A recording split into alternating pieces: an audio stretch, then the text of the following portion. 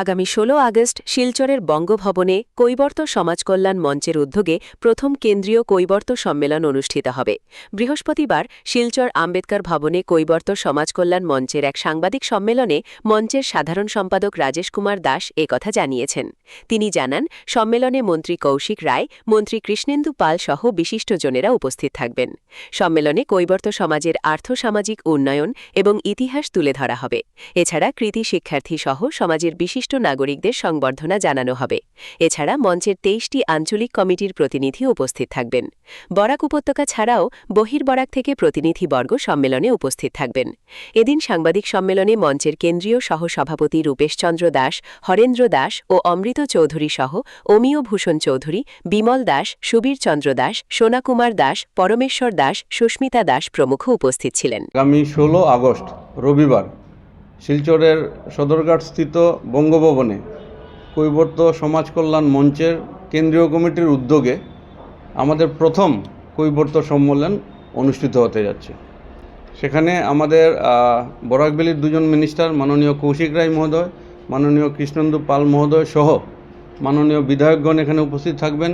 সমাজের বিশিষ্ট জনেরা এখানে উপস্থিত থাকবেন তথা আমাদের এই সমাজের বিভিন্ন স্তরের যারা বিভিন্ন পেশাজীবী মানুষ সবাই এই সম্মেলনে যোগদান করবেন।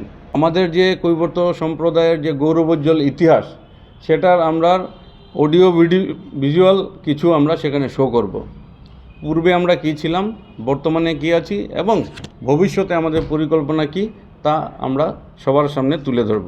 মেধাবী ছাত্রছাত্রীরা যারা পয়সার অভাবে গরিব ঘরের যারা পড়াশোনা করতে পারেন না, আমরা তাদের জন্য কিছু পুরস্কার প্রতি বছর যেটাকে দেওয়া হবে মাধ্যমিক এবং উচ্চ মাধ্যমিক স্তরের, সেদিন আমরা সেই পুরস্কারগুলো ঘোষণা করব। এক একটা পুরস্কারের এক একটা নাম হবে, আমরা সম্মেলনের সময় সেগুলো ঘোষণা করব। কৃতি ছাত্রছাত্রী যারা এবছর নিটে চান্স পেয়েছেন, ইঞ্জিনিয়ারিংয়ে চান্স পেয়েছেন কিংবা ব্রিলিয়ান্ট রেজাল্ট করেছেন, তাদেরকেও আমরা এই সম্মেলনের দিন সংবর্ধিত করব।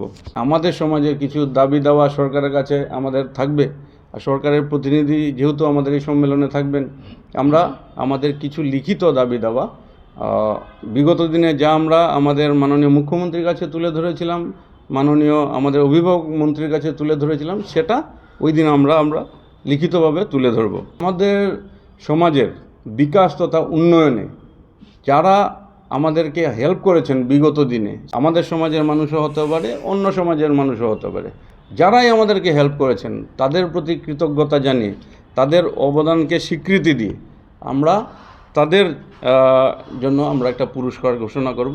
ওই দিন সম্মেলনের দিনেই সেটা আপনারা জানতে পারবেন। আমাদের যে উদ্দেশ্যগুলো সেগুলো অর্থনৈতিক, সামাজিক, রাজনৈতিক এবং সাংস্কৃতিকভাবে কৈবর্ত সমাজের যাতে উত্থান হতে পারে, কীভাবে আমরা উত্থান আনতে পারি আমাদের সমাজে, সেই প্রচেষ্টা আমাদের থাকবে। আমরা সেলফ সেন্সাস নিজেদের মধ্যে করছি বিভিন্ন আঞ্চলিক কমিটির মধ্য দিয়ে, যে আমাদের সমাজে শিক্ষিতর হার কীরকম, আমাদের সমাজে কী ধরনের জীবিকা কতজন আছেন, সেটা নিজেদের মধ্যে এখনও চলছে প্রচেষ্টা। আগামী দিনে আপনাদের সাংবাদিক বন্ধুদের মাধ্যমে আমরা বরাকভ্যালির চিত্রটা প্রথমে আপনাদের সামনে তুলে ধরব এবং পরবর্তীতে আসাম লেভেলে যে চিত্র সেটা আমরা সবার সম্মুখে তুলে ধরব। আমরা এডিআরই যে এক্সাম আগামী দিনে ঘোষিত হবে, সেই জন্য আমরা এই যে ব্যাংকিং, ক্লারিক্যাল, পুলিশ বলুন, যে কোনো জবগুলোতে বলুন, ক্লাস 3 এবং 4 গ্রেডের, সেটার জন্য আমরা ফ্রি কোচিং আমরা শুরু করব। এবং এখান থেকে যারা ব্রিলিয়ান্ট বেরোবেন এবং যাদের সেই ক্যাপাসিটি আছে, শিক্ষাগত যোগ্যতা আছে, এপিএসসি ট্রেনিংয়ের জন্য আমরা প্রত্যেক জেলা থেকে কিছু কিছু ব্রিলিয়ান্ট আমাদের সম্প্রদায়ের ছেলেদের মেয়েদের আমরা বাছাই করব। গুয়াহাটিতে ফ্রি তাদের আমরা যে কোর্স সেটা এই কল্যাণ মঞ্চের তরফ থেকে করা হবে।